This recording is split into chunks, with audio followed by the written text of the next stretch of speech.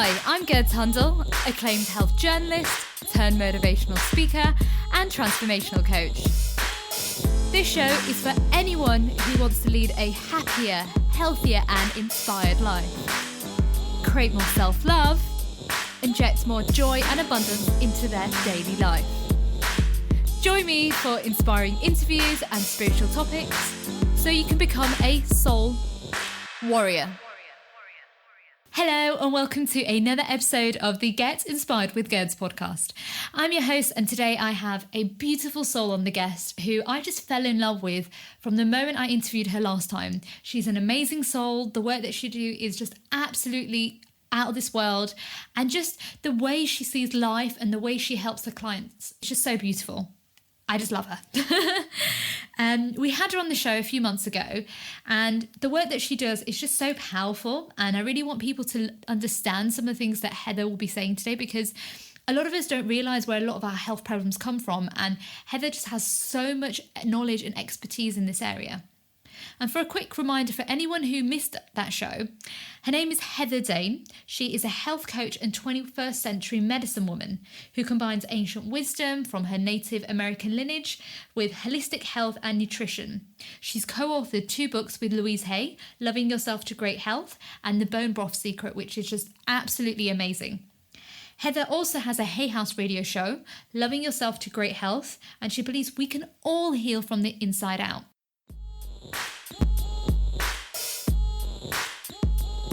Heather, it's an absolute pleasure having you on the show again, and thank you for joining us. I'm so happy to be here, Gerds. Another opportunity for us to have fun talking about health. Oh, bless you. I absolutely loved our interview last time, and it was just amazing. And like listening about your story, how you transformed your life. You know, I love talking about the bone broth secret and how you're helping people. So like the way I kind of see it, like a lot of the listeners were calling in saying, give us more about Heather, tell us more.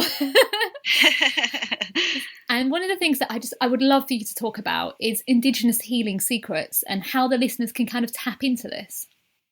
Okay, I think it's a great question. And I actually, I think we may have talked about my Native American background in our first conversation. I am Haudenosaunee, which is Iroquois. People know it better as the Iroquois Confederacy. I am Oneida Nation, and I am a member of the Wolf Clan. And I grew up, I'm second generation off the reservation. So I did not grow up steeped in my culture, but I grew up with some of my culture, and I grew up visiting my cousins who did grow up in the culture. So I got a little bit of knowledge and understanding. And I think the biggest thing that I got growing up was, as I listened to the stories told by my relatives, I was really developing a different mindset about health and healing. Food is medicine. Nature. That we believe that nature is our relative, and so we talk about Grandmother Moon and Mother Earth and Elder Brother Sun, and every plant, every animal, everything that has been created has a voice, a meaning, and a power. And so there was always this feeling of having a deep relationship with everything around me because of what I learned from my relatives. And we talked in the last discussion about how early on I had quite a few health issues. Yeah. And my grandmother had type 1 diabetes, and diabetes is very prevalent in Indigenous populations, particularly Native Americans. After they went off their native diets and started eating what they call a colonized diet, which is really just the diet that came into play when they were put onto reservations, and their hunter-gatherer ways of eating were sort of taken away from them. Their culture was taken away from them. Many Native Americans were put into boarding schools to become Christian and to cut their hair and to take their culture and their language and their names away from them. And so there was a lot of loss of their Indigenous knowledge and their ways and their culture that really kept them healthy and grounded. And when they began eating these processed foods that had nothing to do with the foods that they grew and hunted and ate, their health started to go downhill. And I think it was more than just losing their food. It was losing the connection to the earth and losing the connection to community and their culture. We know today from studies, like in Scientific American, they did a study that showed that rituals are healing. So our rituals that we all have in our backgrounds, the things that our ancestors did, have a healing quality. And any of us who take part in those rituals have an opportunity to experience that healing. And we know from neuroscience and psychology that stories aid healing. And there was a lot of, in indigenous cultures, stories being passed down. It was really an oral history. And there was a lot of stories, and story is metaphor. Recently, somebody said to me that before the Europeans came to the United States, a squirrel could hop from tree to tree from one coast to the other. Oh, And when you think about what that means, you think that how many trees were there? There were a lot of trees. wow. And it brings a visual to mind about what it might have looked like before we started cutting them all down and creating cities and things like that. And I think that story brings, with just one little sentence like that, it brings all of these ideas to mind about what it must have been like. And that's one of the reasons I think stories bind lessons together and bind us together in our history. And it's amazing the amount of healing qualities that story has. And story has always been an incredible part of Native American medicine. So I kind of watched all of this stuff growing up. And as I started to have health issues, I began watching very carefully the threads of and patterns of health issues in my family. I watched my grandmother with diabetes and what was happening with, and what would happen with her health as she went into a diabetic coma, and kind of what that whole process looked like. And I watched my father, my sister, and I as our blood sugar dropped, and how it would almost feel like we became a different person when that happened. And people laugh and talk about hangry when you're angry and hungry, and it actually really did feel like being taken over by an angry monster, and somebody other than who I really was. And I watched these things going on in my family, and I began wondering at an early age, why is this happening? And why does it seem to be surrounding the way we're eating and how we're approaching our lives? And as my health went downhill and I started to have digestive issues and depression and bulimia and gallbladder disease and all these things piling on as I was going through life, and nobody really able to figure out what the root cause of it was, I began studying and looking at different forms of healing, Native American medicine being one of them.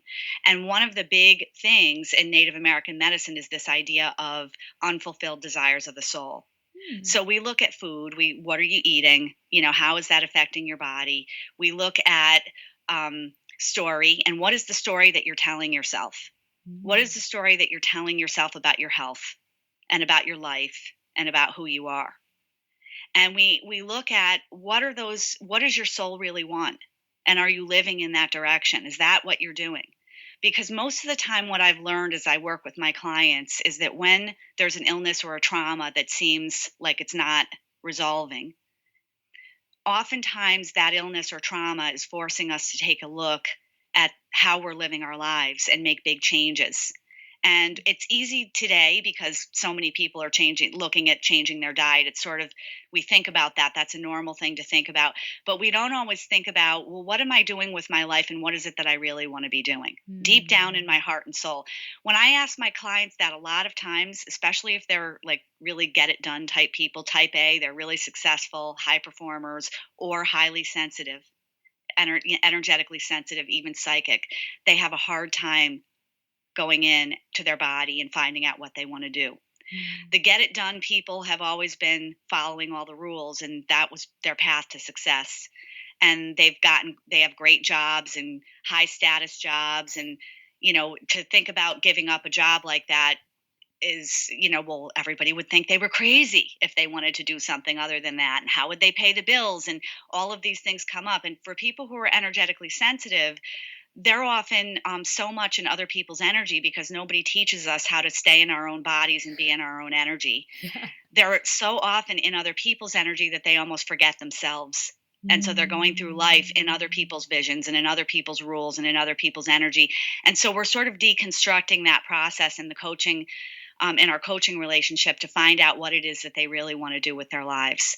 So I've been doing this kind of coaching for 12 years, but in the last 5 years, I've been studying epigenetics. And that is the study of what is happening outside of our genes that's affecting our health. Because in 1998, a 10-year study started it was actually the early 90s, it called the Human Genome Project. And scientists from all over the world took part in this. And they really believed that they were going to prove that our genes determined our health. Mm. And they debunked themselves by finding out that, in fact, only about 5% of our health is determined by our genes. And the other 95% is, in fact, our thoughts, our food, and our lifestyle. And that we therefore have more power in our hands to change our health. Now, there was a time in New Age thought that if we had a health issue or something was going wrong, that we weren't being spiritual enough. I don't know how that belief came about, but there was a thread of that going through the New Age community. And that is not at all what I believe, what people like Louise Hay believe, what a lot of people who started the thinking that if you change your thoughts, you can change your life. It was not ever supposed to be the only way that you can tell the world that you're spiritually perfect is if you're in perfect health and have a perfect life. We're humans. We're having a human experience, and so we can be spiritual beings, but we're having a human experience, and the human body is has flaws.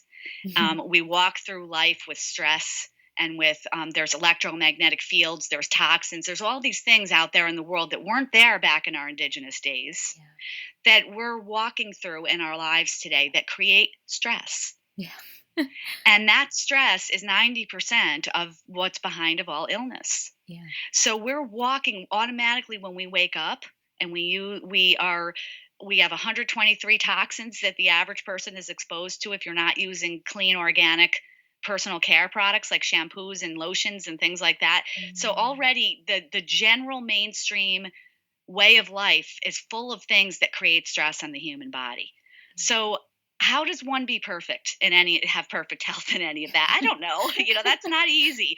So, when we heal, when we have a trauma, a lot of the healing process is sort of going back to our indigenous ways. We're saying, look, there's 123 toxins in personal care products that are on the shelf at the normal, Boots, or at the pharmacy, so where can I go to get something that's more, where can I go to get something that's better for me, that would be gentler on my body? And we begin peeling back all of the layers. And when we're doing that, we're eating a healthier diet and we're reducing stress. We're going back to the way our ancestors did things. Yeah. They woke up in the morning. They weren't waking up to alarms. They were going to the bed when it got dark, and they were waking up when it got light, and they were out in nature, and they were waking up every morning and being in community tasks, and they were helping each other, and they were growing their food, so they knew where that food came from soil to final meal. Yeah. They were hunting food, and when they hunted the food, they said to the animal, there were, Native Americans have special dances for every animal. So, and they honored the animal, and they believed 100% that the soul went on. And so they gave thanks for the life that gave them life, whether it was a plant or whether it was an animal. And they did special dances, and they made sure to honor the life of the plant or the animal by using every single part of that plant or animal, and honoring and having dances and stories and meaning for every single food that they put into their bodies, because they honored and revered the fact that this was fueling them. And it was a very different life, and it was a very reverent life. And today we're irreverent, and to some degree it can be fun to be irreverent about things, but they were very honoring and respectful and reverent about everything that they did. And because of that, everything they did had meaning. Imagine if we woke up and everything we did during the day had meaning. Yeah. That is true. And that's really what Louise was teaching with her affirmations, and sort of when you wake up in the morning and you become aware that you're awake, thank your bed for being so comfortable. And thank your body for waking up. And this is what Native Americans did. We would wake up and thank the Creator for the breath in our body and for the life that we have ahead of us and the day that we have ahead of us. And these are things that all Indigenous people did. When I look at Native American medicine, I look back across other forms of Indigenous medicine, and there are principles that are threads that run through all of them that are very similar. And somewhere back in our lives, we were all Indigenous at some point. Yeah. And we're all, and when you think of epigenetics, your DNA, your genes are a blueprint of your body, that blueprint was created based off of your ancestors. And right now, when I look at someone's genes, and I started doing this 5 years ago and studying epigenetics and functional medicine, and I began looking at my clients' genes, because what they tell us when I look at it is they tell me not only why the person is having the symptoms they're having, because I can now go right to the genes that are very likely the root cause of those symptoms, but it tells us what is missing. Why would that gene be mutated and that person have a propensity to have, say, diabetes? And what are the nutrients that are missing that would have made that gene work properly and would have made the enzyme do its job? So that I can say, okay, this person this is the gene that appears to be the root cause. Let's add in foods and supplements that help to build, say, magnesium, or some of the B vitamins, or copper, or some nutrient that if we applied that nutrient into the body, if we were eating those foods or taking them in as supplements, we would actually be able to help that gene do its job. That's how epigenetics or nutrigenomics, which is applying nutrition and supplements, and I also include lifestyle, that's how we utilize those aspects to deal with the 95% of your health that you have in your own hands. And most of the time, because stress is one of the big issues, we're talking about lifestyle changes. Yeah. And you know this well, because you changed your lifestyle. I changed mine. It was part of how we healed, and it worked. Yeah. Oh, back in the day, like our ancestors didn't have, were telephones. Right. Yes. And it was funny. The other day I was talking to somebody who was an Uber driver, and somebody was calling him, and he was getting really annoyed, and he said that he'd told this person that he was busy, and despite him saying that, this guy kept calling him like 4 times in a row. And I was just saying to him, it's funny how when we were kids, we only had one telephone and there was no voicemail. So they would call and then they would have to call back later on. However, these days now, if you don't answer a phone call, they'll send you a text. If you don't respond to a text, they'll send you a WhatsApp. If you don't respond to a WhatsApp, you'll get a Facebook message or some way saying, is everything okay? It's almost like we've forgotten how to respect each other's space and like privacy. And we want things really quick, whereas in the olden days, it was letters. Yes. We were able to wait, or we traveled to see each other back in Indigenous days. Yeah. You know, we walked to see each other, or got on a horse or something like that. You know, there were different ways of interacting. And you bring up a great point, Gerds, because it can be, that can also, what I find fascinating is we have all these ways to find each other, you know, and be pesky with each other, as you said, and at the same time we're less connected. Yeah. That is so true. We feel less connected. We feel more alone. We don't know our neighbors. Yeah. Most of us don't know our neighbors. And we don't have the sense of community that we used to have when things were slower. And I don't know if you've ever watched, there's a comedian named Sebastian Maniscalco. And he's hilarious, because if you want to know how things have changed and just laugh about it, he talks about the difference in somebody ringing your doorbell 20 years ago and somebody ringing your doorbell today.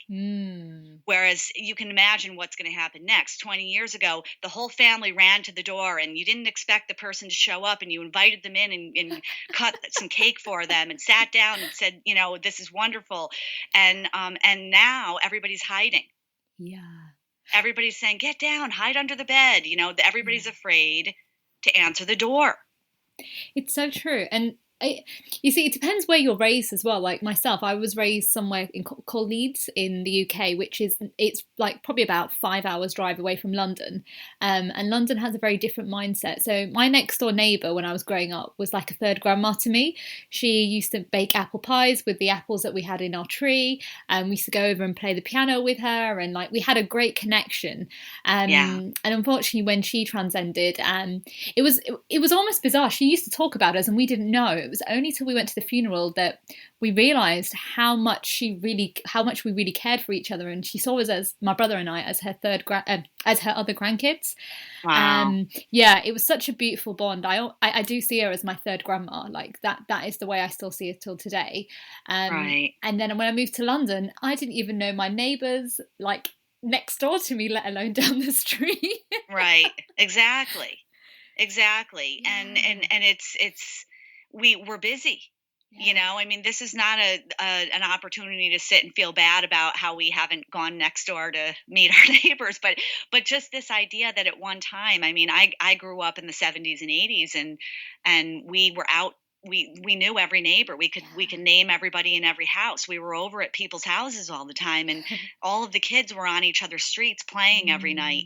Mm. And it's such a different life now, that and I've, as an adult, even when I live in a condo now in the city, but I've lived in neighborhoods and houses and stuff like that, and I still didn't know my neighbors, and we didn't have block parties, and we didn't go over to borrow, a cup of something from each other, a cup of something we were baking. Can I have a cup of sugar is the big one that everybody talks about.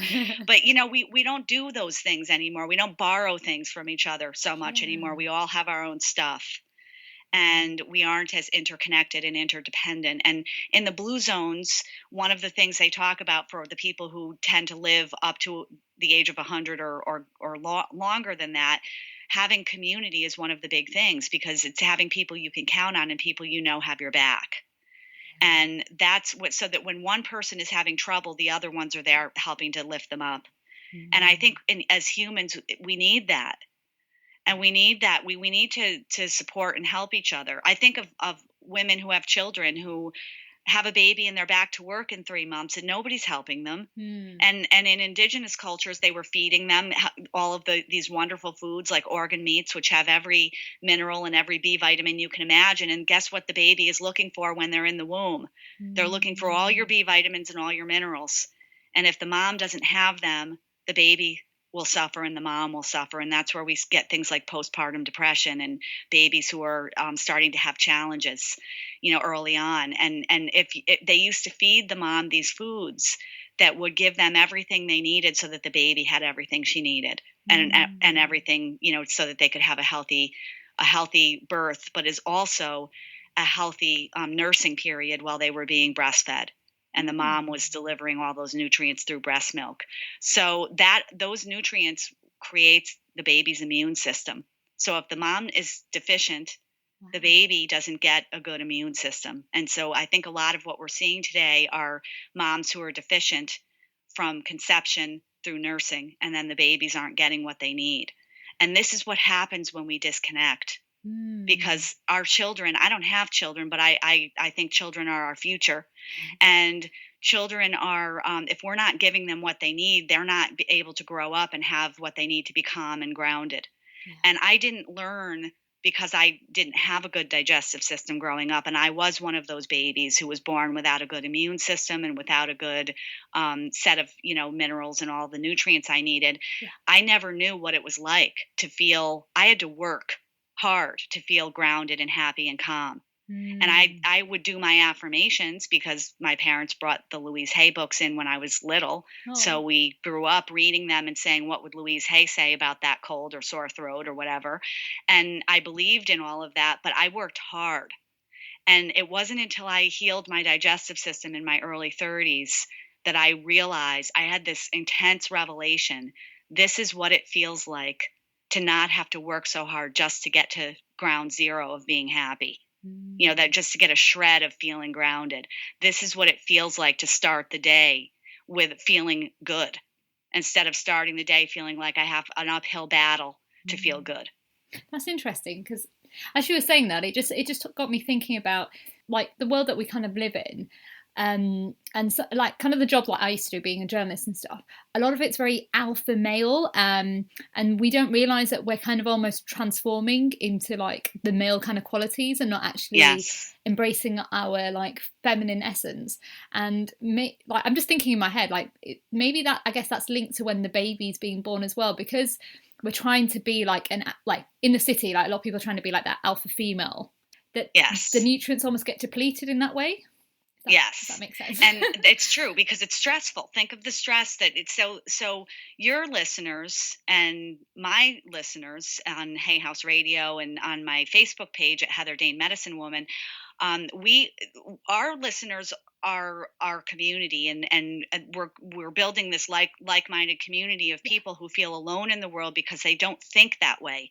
And there's a woman named Ann Wilson Schaaf I'm interviewing her on my Hay House radio show in October, and she believes society breeds addiction because of exactly what you just said, Gerds, is that we have this white male, sort of linear, logical, almost automaton way of looking at life, and in order to be in that mindset, it's a mindset of controlling everything. You have to be in control of yourself and in control of your health and in control of your life and your schedule and all this stuff, and yet there's so much in life that we don't have control over.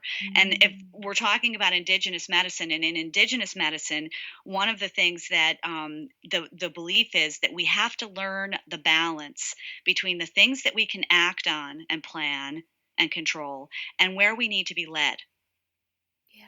And where we need to be led is the part of our lives that is the unseen.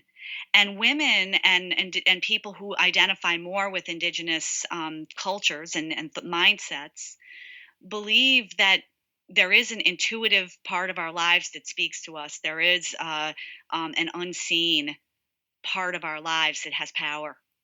And when we set intentions, we're setting those intentions in the unseen before we can manifest them in the seen world. There's this belief we plant the seeds and then they grow and they manifest, but we start in the unseen.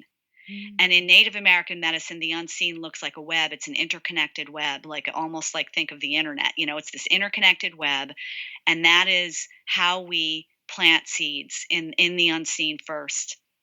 So whenever I am stuck, I go to my great grandmother, who was a clan mother in the Oneida Nation, and she died at 104 years old. And I go to her and I ask her to hold my hand and take me into the unseen and help me find the solution in the unseen. And then I do a visualization, and whatever happens in that visualization. I like to take my clients on visualization journeys like that when they're stuck on something. And we allow that to be the beginning point of resolving whatever the issue is. And it's amazing what starts to happen when people do that. Yeah, you took me back, actually. It's really interesting because my dad grew up in an Indigenous background, and he came to the UK a lot later than my mother. And my mum came when she was really young, but my mum's had that very stern, independent, got to get things done. And I've noticed you're right. It's crazy. Sorry, you just opened up my mind. I'm just like, wow. And my dad, had those people around him. It's like that back home in India, families come together and you help each other, whereas in the UK it's very different. In the Western world, you're kind of more or less by yourself and you've got to get things done. And so my dad, whenever any kind of illnesses would come, he would go towards the Indigenous side. My mum, because my mum was a nurse, she would go for the kind of medicinal side. Yes. And so you got to see the difference. Yeah. Nice. That's amazing. That's great. That's really great. And it's interesting because nurses tend to be a little more psychic. So nurses tend to operate more on intuition, even though they're not going to always tell you that. But my husband had a kidney stone. It was like an emergency, and we were on vacation at the time. So we were in the hospital, and I had his genetics up because I wanted to make sure that they used the right anesthesia for him, because we can tell from genetics what anesthesias will work or not work for people. Oh, wow. And so they were going to remove the kidney stone, and I had his genetics up, and I was just talking to the nurses and the anesthesiologist, and all these other nurses were wondering what was going on outside the room. And suddenly I had 6 nurses in the room surrounding my computer, looking at the genetics and saying, "Oh, that's 23andMe. I've always wanted to do that." And we began talking about it, and they were all excited, and they all believed in epigenetics, and they wanted to talk about it. And wow. And the doctors, they listened to me and it was fine, but they didn't have the curiosity and the enthusiasm that the nurses had. And I thought, isn't it interesting? Because there are a lot of doctors now, not enough, I don't think, but there's more and more doctors who are starting to put epigenetics into their medical practice and practicing functional medicine and utilizing more nutrition and lifestyle and supplements and things like that. And I like that. I like seeing that the medical profession is starting to realize that there's more to health than giving somebody a pill. But Yeah. it was interesting that it was the nurses, there they Mm. were. So your mom probably had more intuition riding through all of that, and then you also had your father with the indigenous approach, which is great. It's really nice. Uh, One of the things I wanted to say, Gerds, yeah. is that I started talking about a concept called generational pattern shifters Yeah. probably about 6 to 8 months ago. And I began noticing the first thing I did when I was looking at epigenetics was I was doing lifestyle and supplements and food. And then I began bringing even more Native American medicine. And we began rewriting stories and telling a new story and understanding the story of what this health issue or this trauma was. And I began to notice that there were certain people that I was working with who were what I call generational pattern shifters. And those are people who have, for whatever reason, raised their hand to say that through this illness or trauma, I am going to end patterns that have been passed through generations, because we know from Mm. science today that emotions and trauma can be passed through the DNA. Yeah. And we see it through patterns that keep happening, whether it's mood issues or Mm. habits that have been passed down because parent passes it down to child, and addictions that get passed down. We see these behaviors and things being passed down from trauma Yeah. or from something that happened in the past. And Yeah. so these are people who've raised their hands to say, through this issue, I am going to stop the pattern. I am going to heal in stopping that pattern all generations before me and all generations after me. And what I find in these people is that their families are being affected. They're being benefited by the steps that this person is taking in their lives to heal themselves. Mm. And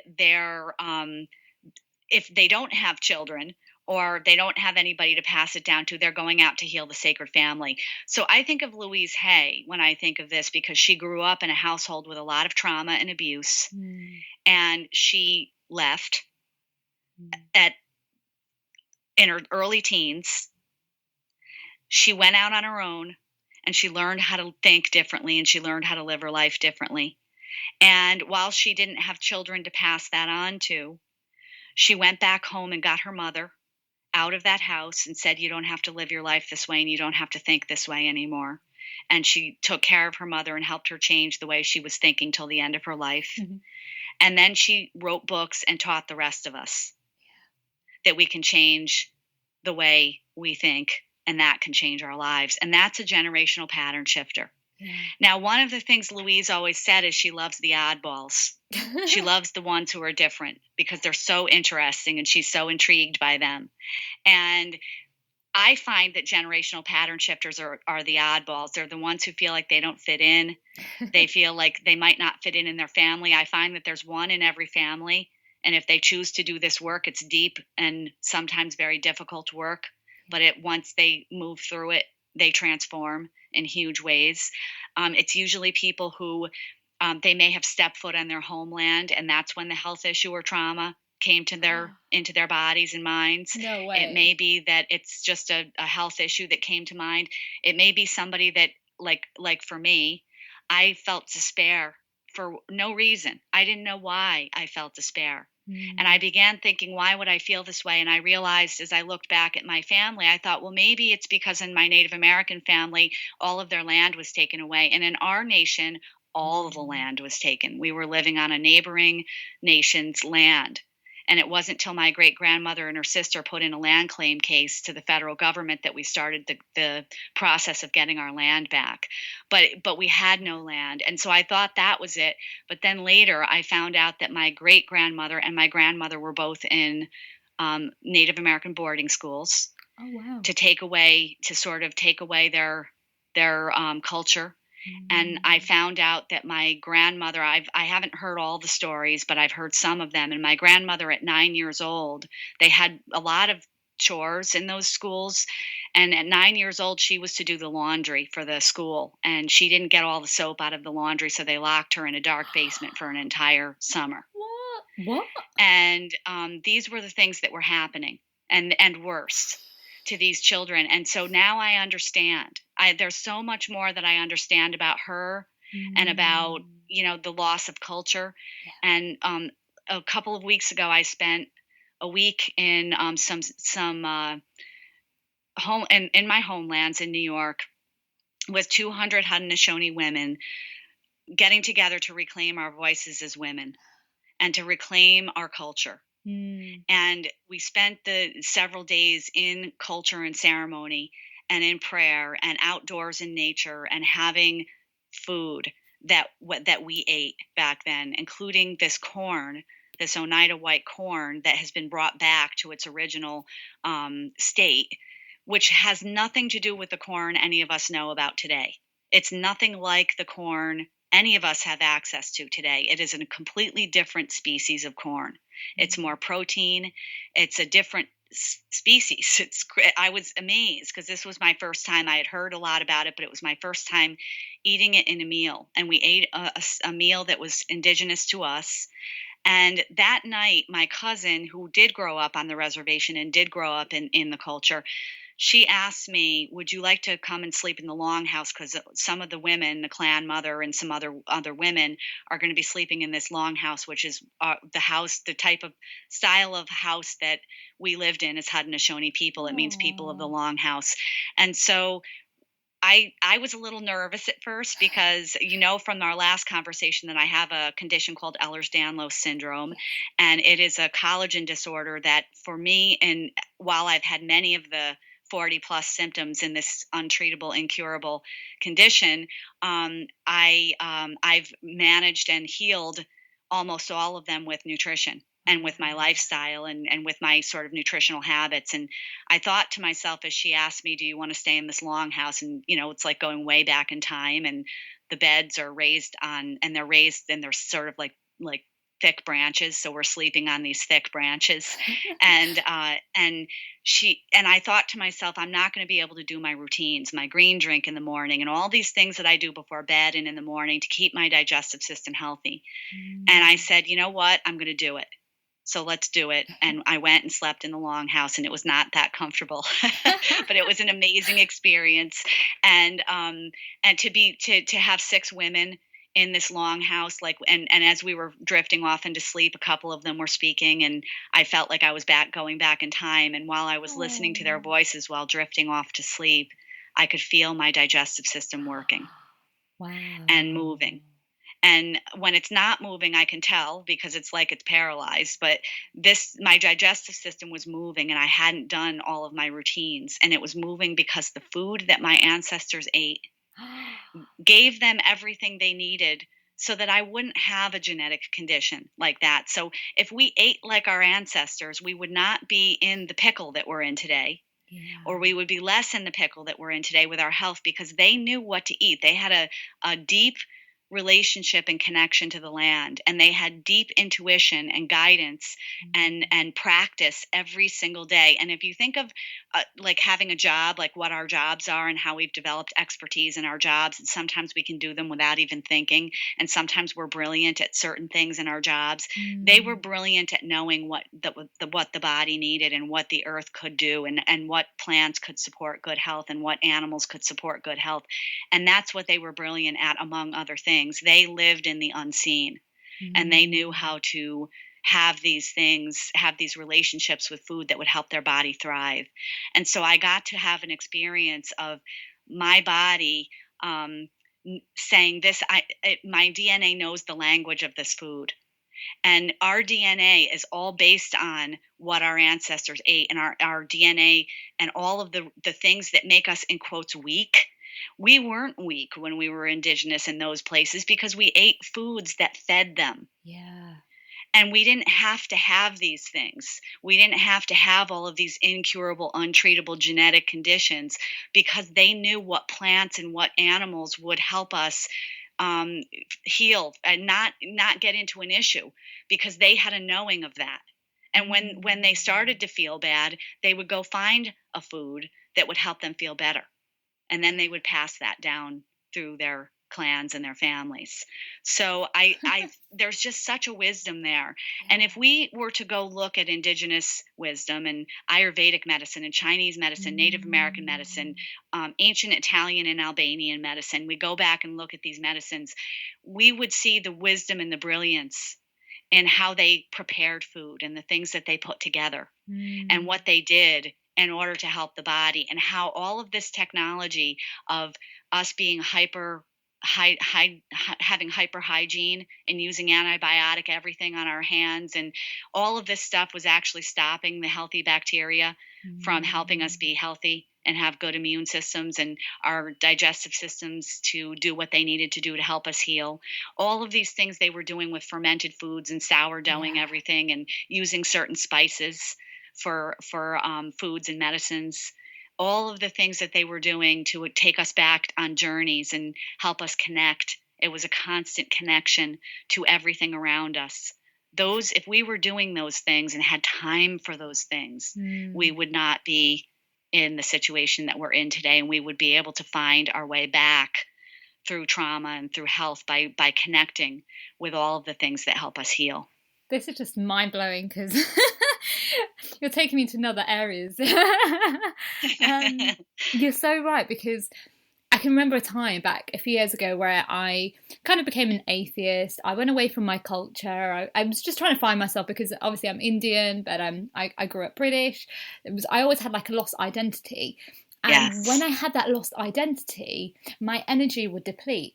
And when I would start eating the cultural foods, some of the things that my mum would make, we didn't really always have Indian food like every single day, but when we would have it, I would feel really like balanced and connected. And a few years ago, I started going back to the temple. I never really understood like kind of the things that they would talk about. I would sit there and I'd be in a meditative state, Hmm. but I'd always feel calm and relaxed. And when I came back to it all, like you said, my energy levels just went up.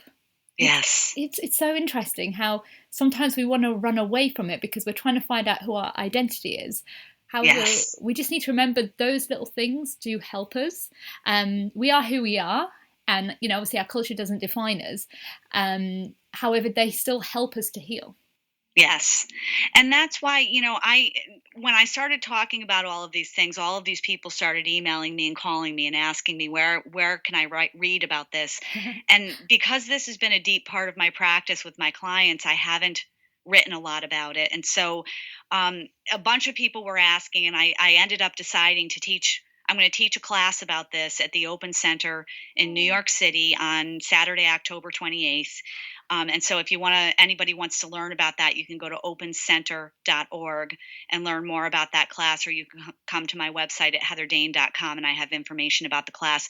It's a 1-day class. It's a full day of immersion in healing from indigenous perspectives. And I believe too that your culture doesn't define you, and I also believe that we intuitively know where we need to lean into in terms of our Mm, culture. yeah. We know which areas we need to lean into, so the experience we're going to be having on that day is leaning into the areas where we need to lean into to reconnect to our ancestors and to ancestral ways. And so while I will be teaching Native American medicine, I am actually going to be showing people how to reconnect to their own ancestral heritage, background, rituals, food, and culture.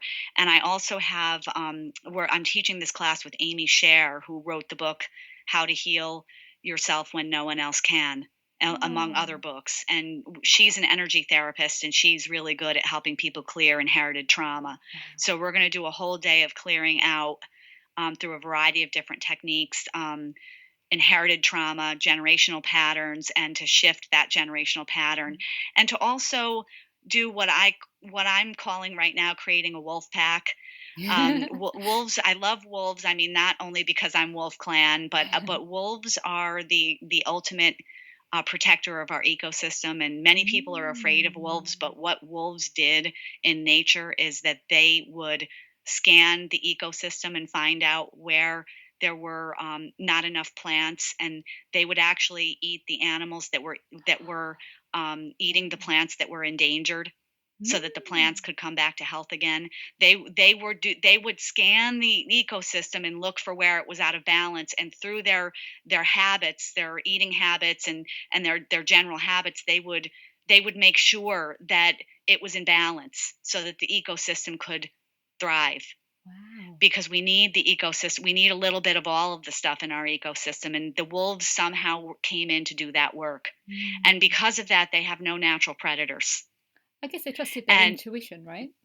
it's almost like one of those divine jobs that they were given to say, we're not going to give you a predator, but we're going to send you out to watch everybody and to make sure that the ecosystem is healthy.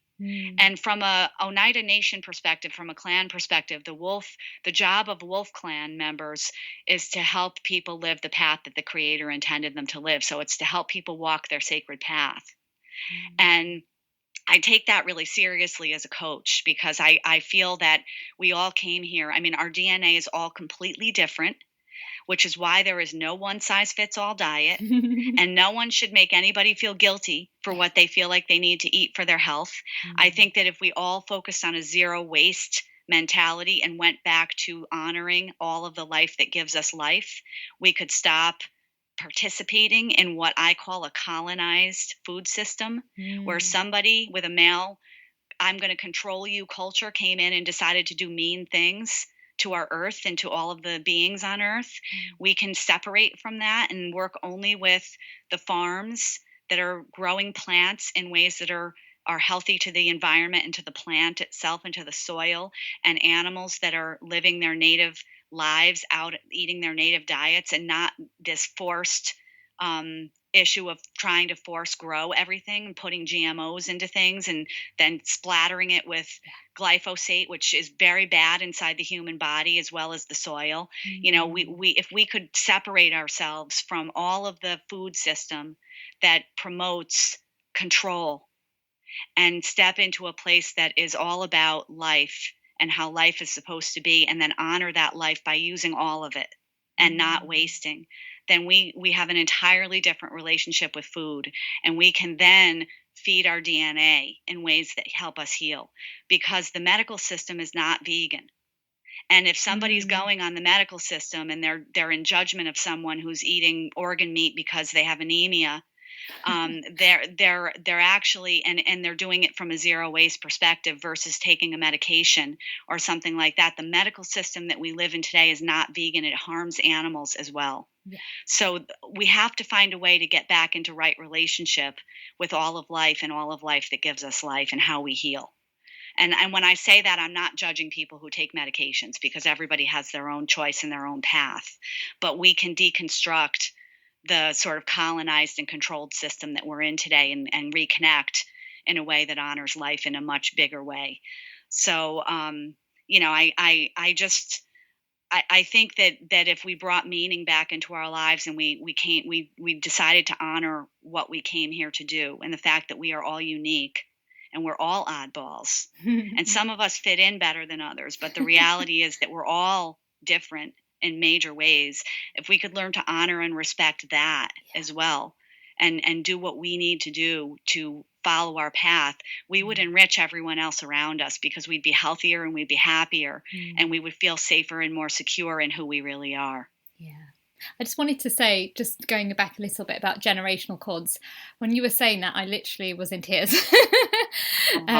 Because I relate a lot with what Louise Hayes has gone through, because I've kind of gone through like a similar experience. And it is, guys, like out there, it's so important to look at your generational patterns, because looking back at my own, I knew that mine stemmed from my mother to my grandma to my great grandma.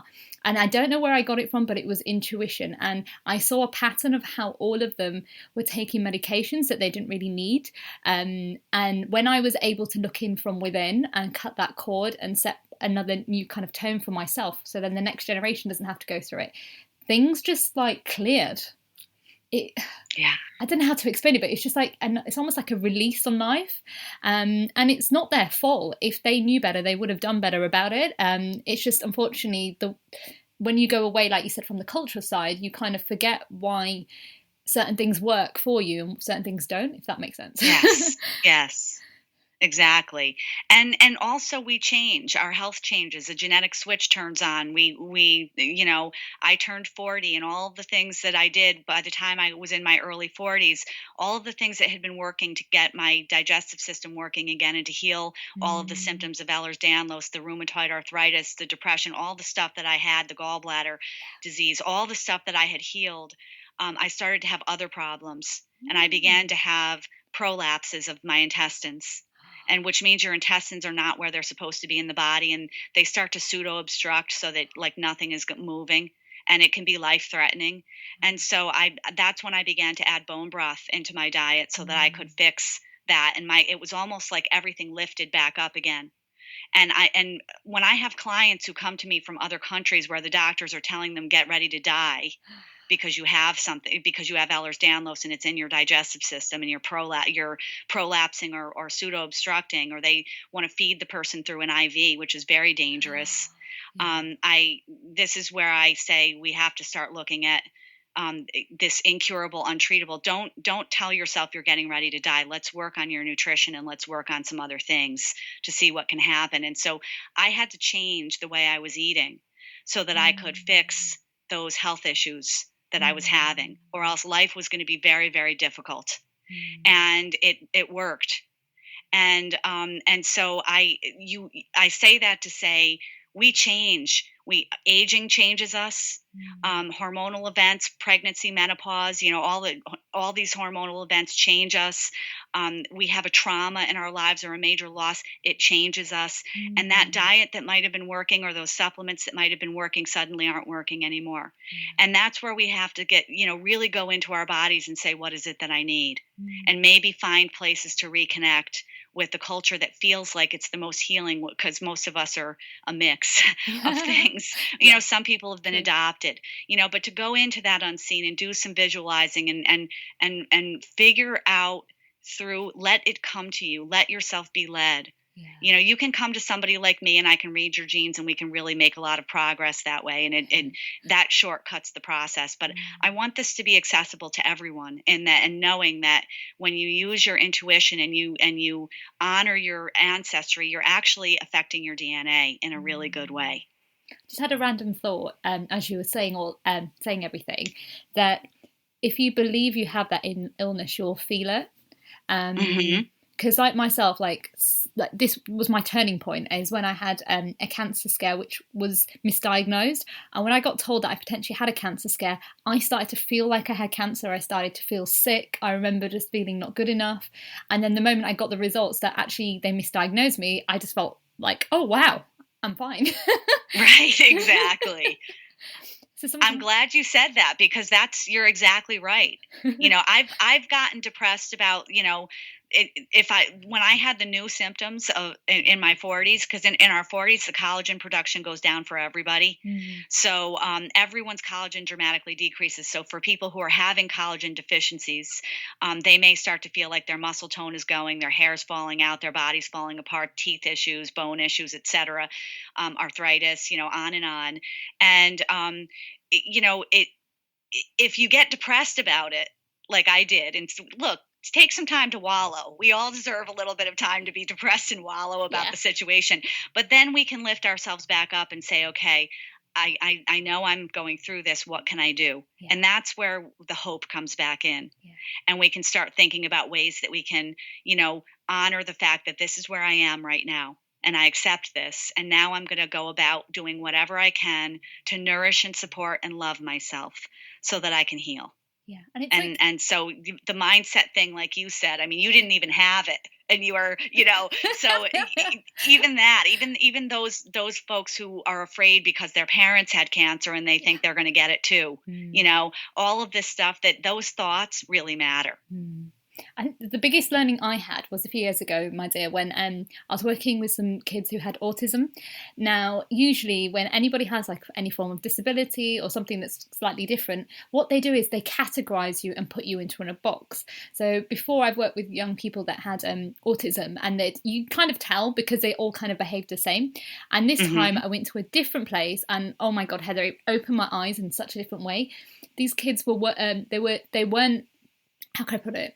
they weren't all together. They were mixing with other kids, and you couldn't tell the difference because they had been taught that they were the same as everyone else. They behaved the same. And I think that is the biggest issue that we have in society, is that somebody gets labeled as something, especially like mind health. I don't like to say mental health because we all have some form of mind health. Yes. And how when people from that, but like people say, oh, they've got, you know, bipolar disorder, they'll just put them into a box and everybody will think they're like that. Whereas if we just said that we were the same as each other, they wouldn't have those feelings of being by themselves or feeling that there's something wrong with them. Right. And usually the people who have depression, bipolar, addiction, alcoholism, drug addiction, those are people who are typically highly sensitive. And what I've seen in my clients is that they have a lineage of medicine people and or some type of person who could sense, psychics, whatever it is. There's a lineage from their background, and they can actually go back and find that as they sift through their background, that they have that lineage. And what happens when we get into sort of a colonized way of looking at things, where we have to be in control and the unseen is, you know, there's witch hunts at some point in our past, and these things are, people are too afraid of people who have these gifts. This becomes like, you know, everybody labels them as mad. And I've had clients who have schizophrenia, for example, have been labeled as these things and have gone into psych wards. But the fact is that they're actually psychic.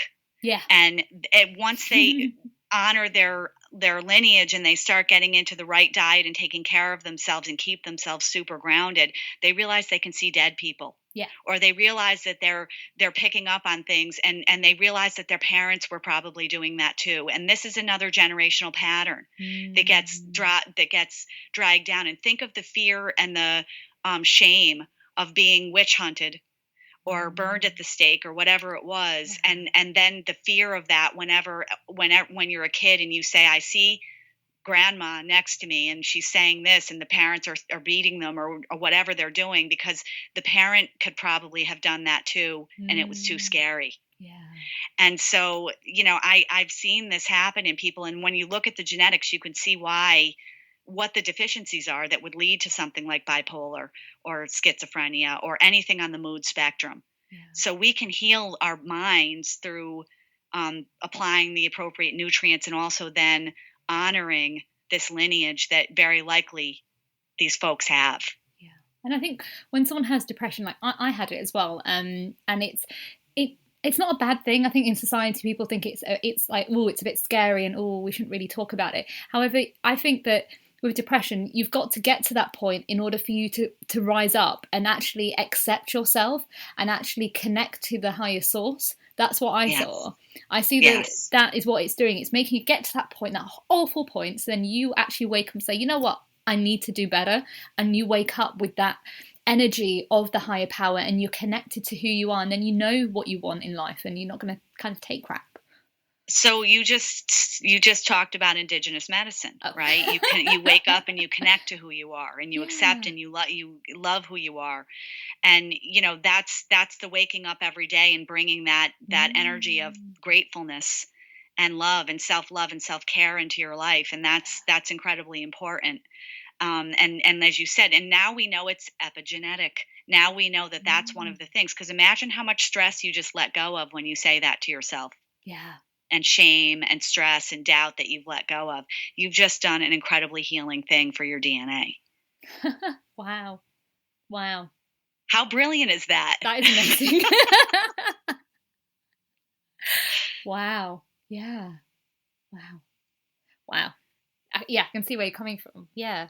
Wow. Sorry, you have this on me. I don't know. I start thinking about so many things. I'm like, wow. Oh, wow, my dear. We are coming towards the end of the show. I didn't realise the time.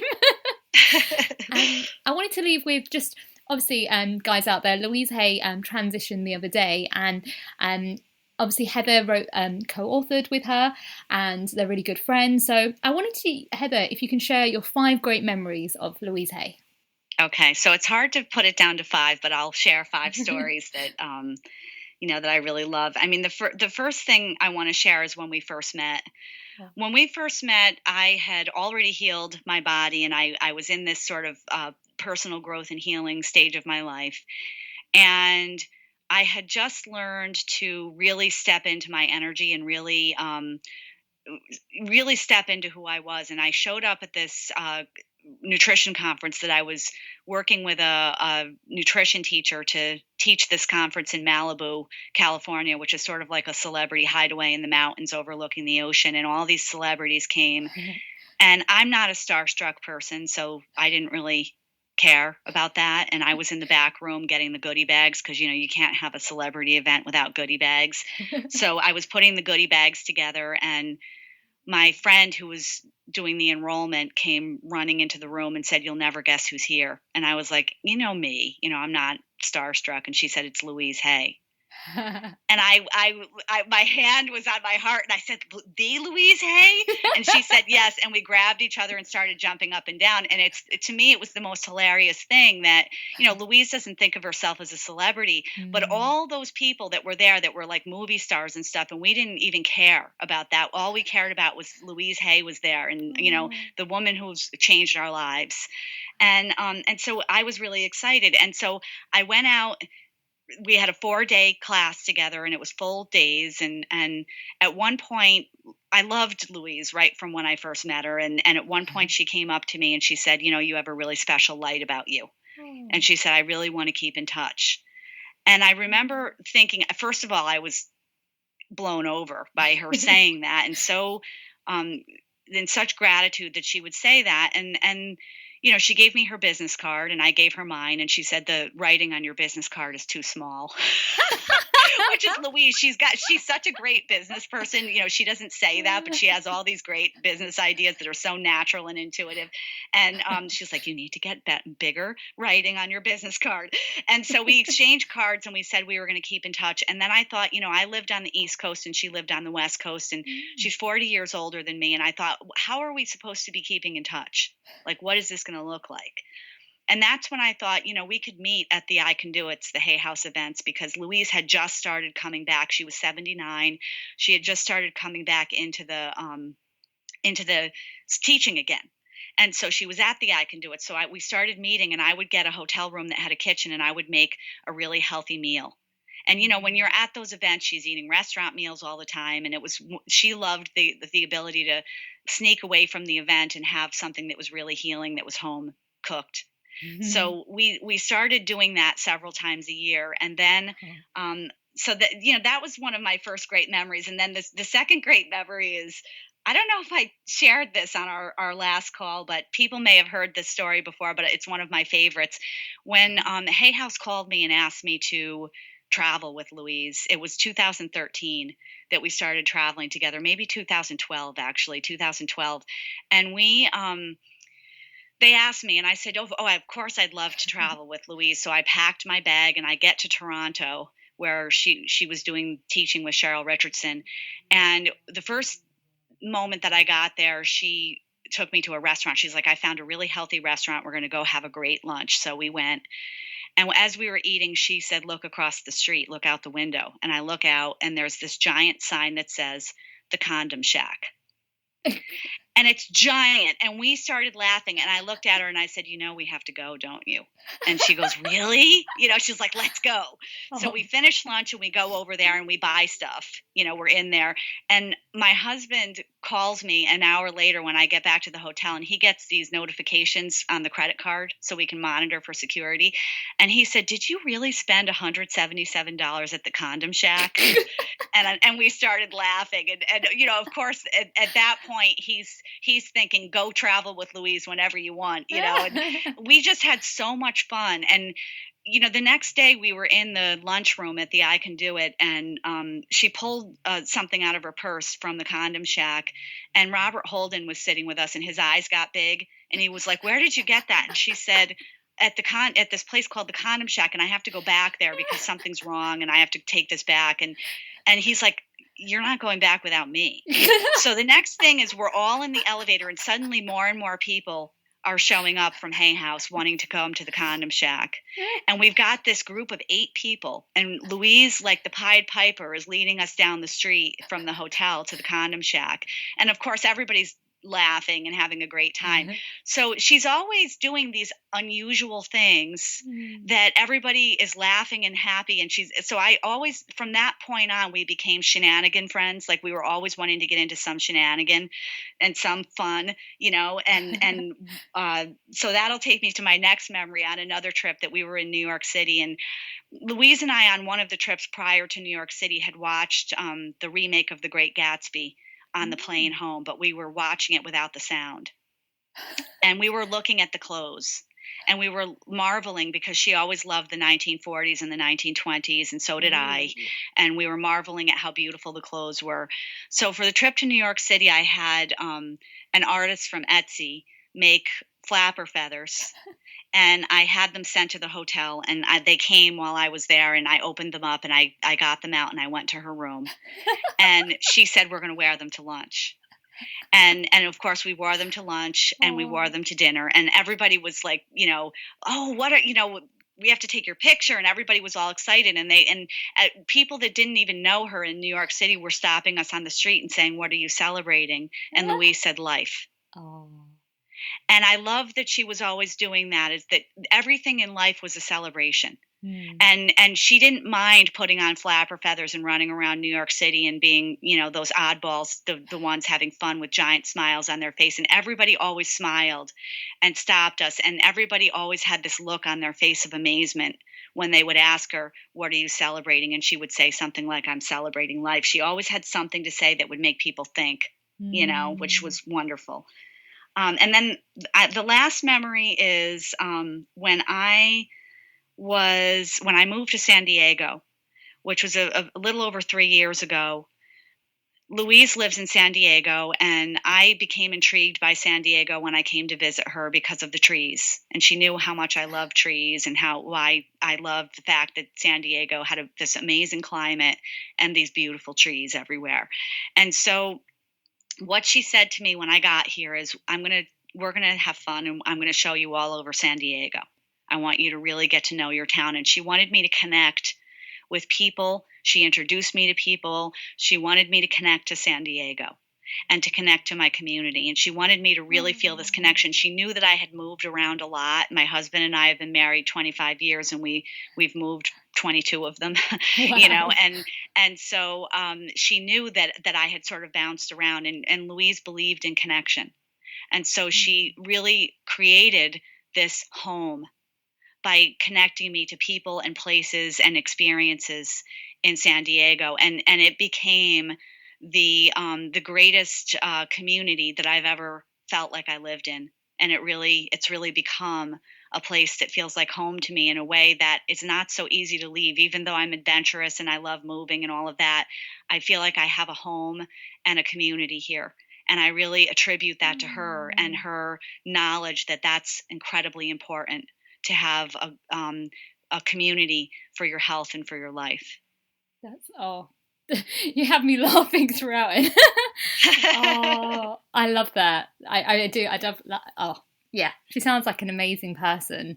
And yes, definitely, even though I didn't meet her, her energy and the person that she was, you could feel that within you.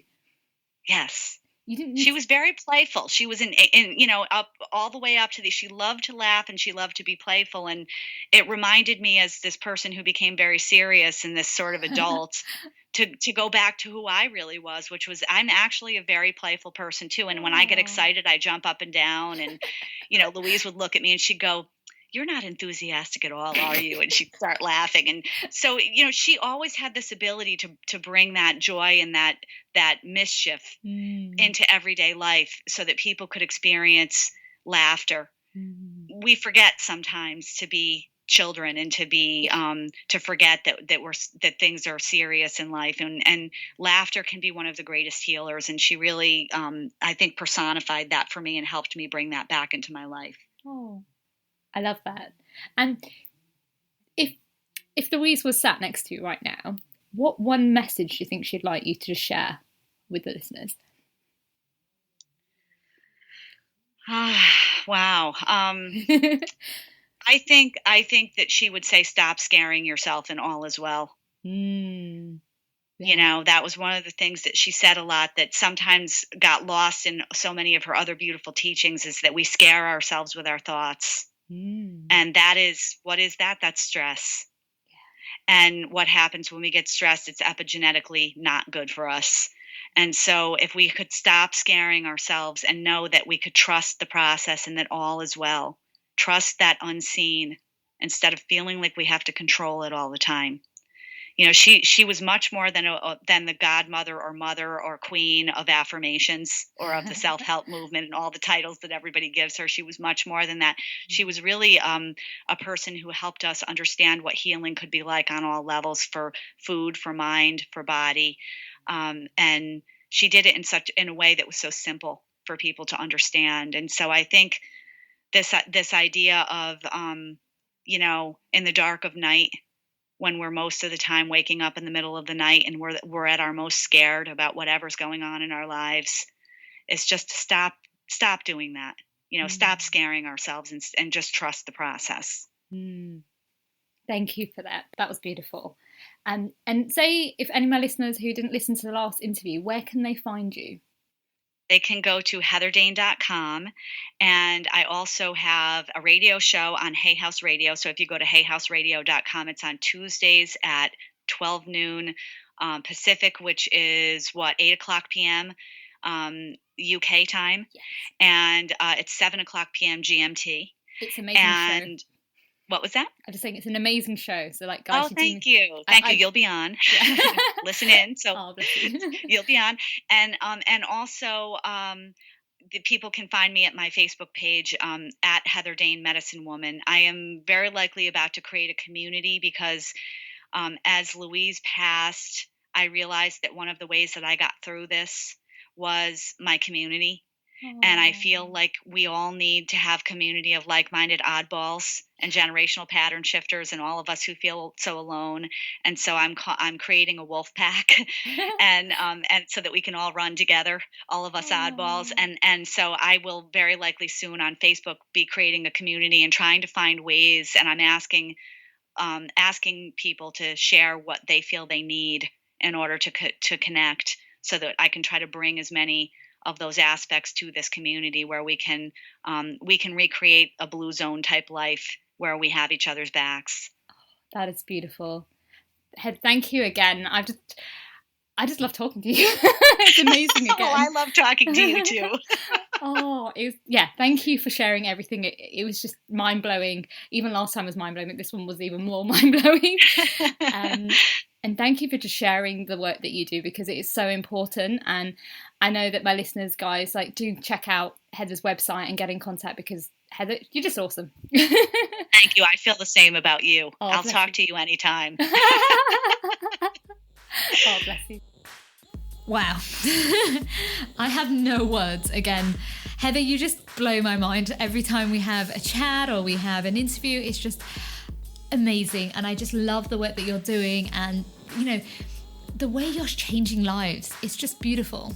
So guys, do check out her website, and if any of you guys are going through any health problems, do check out Heather's website and give her a shout, because she can help you in ways that not many of us can, from that intuitive side. Unfortunately, that's the end of the show. Don't forget that you can find me on Facebook and Instagram at Gets Inspired with Gerds. You can find me on Twitter at I'm Gerds. And also, I want to leave you with this quote.